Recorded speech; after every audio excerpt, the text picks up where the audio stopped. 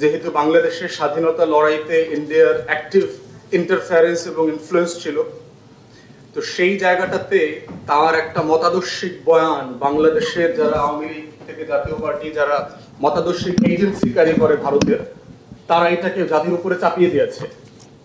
চাপিয়ে দেওয়ার বদলে যেটা হয়েছে যে আমাদের মধ্যে কিছু কমন পারসেপশন ডেভেলপ করেছে যে ভারত অনেক বড় দেশ, ভারত অনেক শক্তিশালী রাষ্ট্র, ভারত চাইলে অনেক কিছু করতে পারে, ভারত বাংলাদেশকে যে কোনো সময় 2 দিন 3 দিনের মধ্যে দখল করে নিতে পারে, এরকম অনেক কিছু পারে। কিন্তু ভারত যে আসলে কি কি পারে না, তার দুর্বল জায়গাগুলো কোথায়, সেটা তার অস্তিত্বের লড়াই করছে। আমার থেকে যে ভারতের নিজের আমাকে নিয়ে বেশি ভয়ের কারণ আছে, সেই গল্পগুলো আলাপগুলো কখনো এখানে তোলা হয় নাই। কারণ তোষামদের রাজনীতি আছে প্রচন্ড রকম। বড় রাজনৈতিক দলগুলো যারা সাকসেসিভলি রাষ্ট্র চালিয়েছে গত 53 বছর, তারা বরাবরই ভারত তোষণ করে, ভারতের তোষামদি করে, দালালি করে কিভাবে ক্ষমতায় থাকা যায় সেটা চেষ্টা করেছে। এবং সেটা শুধু রাষ্ট্রের শুধু সরকার অংশ না, আমলারা, সামরিক, বেসামরিক সবাই পোস্টিং এর জন্য দিল্লিতে যায়, তারা হাই কমিশনারের কাছে লবি করে। এই ধরনের দালাল আমলা শ্রেণী তৈরি হয়েছে বাংলাদেশ রাষ্ট্রে, যেটা একটা স্বাধীন রাষ্ট্রকে রাষ্ট্র বানানোর জন্য লড়াইয়ের প্রতিবন্ধকতা। তাই জুলাই আগস্টে যে গণ অভ্যুত্থান হয়েছে, সেই লড়াইটা কিন্তু শুধু একটা দুইটা রাজনৈতিক ফ্যাসিবাদী দলের বিরুদ্ধে হয়নি, পুরো কাঠামোর বিরুদ্ধে। আমরা বলছি যে পুরাতন বন্দোবস্তের বিরুদ্ধে লড়াই হয়েছে। তো সেই জায়গাতে আমার লড়াইয়ের জায়গাটা বুঝতে হবে যে রাষ্ট্র স্বাধীন থাকে কিভাবে, শত্রু সাপেক্ষে। বন্ধু সাপেক্ষে রাষ্ট্র হয় না।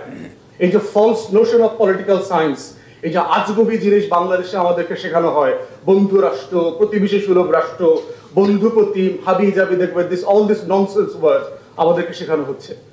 বন্ধু রাষ্ট্রে তো প্রতিবেশী হয় না, রাষ্ট্র তৈরি হয় না। তো পৃথিবীতে যুদ্ধ করে রাষ্ট্র করতে হয়েছে তো শত্রু সাপেক্ষে।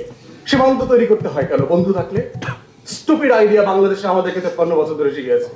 একটা স্বাধীন রাষ্ট্রের নাগরিকরা বোঝে না যে প্রতিবেশী রাষ্ট্র by default your enemy state. This is your threat perception. বাংলাদেশের নাগরিক হওয়ার প্রধানতম শর্ত হচ্ছে এই রাষ্ট্রের শত্রুকে বন্ধুকে বুঝতে হবে।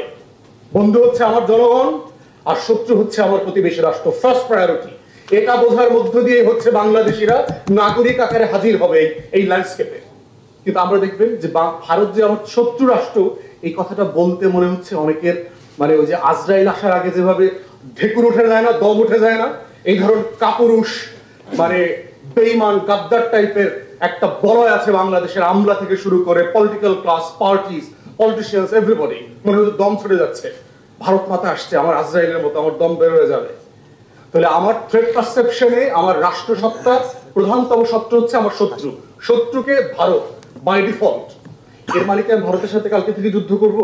আমি ভারতে ঘুরতে যাব না? আমি ভারতের সাথে সম্পর্ক রাখবো না? ব্যবসা করব না? আমার ট্রিটমেন্ট নিতে আমাদের রোগীরা যাবে না? ওদের লোকরা এসে 30 লাখে 40 লাখে বৈধ অবৈধভাবে এদেশে কাজ করবে না? করবে, সব করব। কিন্তু কনসিয়াসলি করতে হবে যে কে আমার বন্ধু, কে আমার শত্রু। আমার ফার্স্ট প্রায়োরিটি আমার থ্রেট পারসেপশন। রাষ্ট্র যখন থ্রেট পারসেপশন পরিষ্কার করে ফেলবে, তখন এটা তার পলিসিতে ইমপ্লিমেন্টেড হবে, এটা তার রাষ্ট্রীয় মনস্তত্ত্বে, সিলেবাসে, কারিকুলামে সবকিছুতে প্রতিফলিত হবে।